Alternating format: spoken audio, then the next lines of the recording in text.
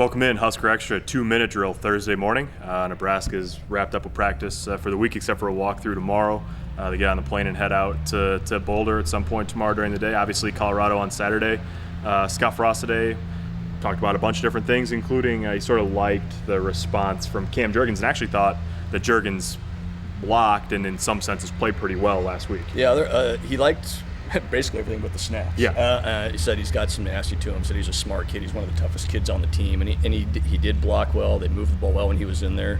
And he said Cam's been a lot better this week as far as snapping the ball in practice, but we still need to see it in the game. But he said I have total faith in Cam Jurgens and what he's going to be able to do going forward. Jurgens not the only one to practice better this week, according to Frost. Just said overall this week looked a lot better detail-wise, intensity-wise than the last week when sort of after the game we heard that nobody was particularly pleased with how last week went. Yeah, and he said a lot of that had to do with guys who were healthy. Yeah. Cam Jurgens was healthier, J.D. Spielman practiced full, kind of Inoa practiced full, and he said you got to have repetitions. It doesn't matter how much you play or how good you are, you got to have repetitions. That helps, and I think that's what you saw this week with guys just being healthier. They kind of had their full complement of guys on the field.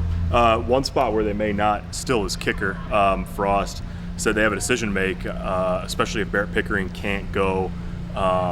Dylan Jorgensen, freshman walk-on from Lincoln Southwest, handled those duties last week. Said today they had punter Isaac Armstrong and safety Lane McCallum, who I think originally went to Air Force. Was kicked at Air Force. Yeah, and then transferred back here to play defensive back. Both those guys took reps today.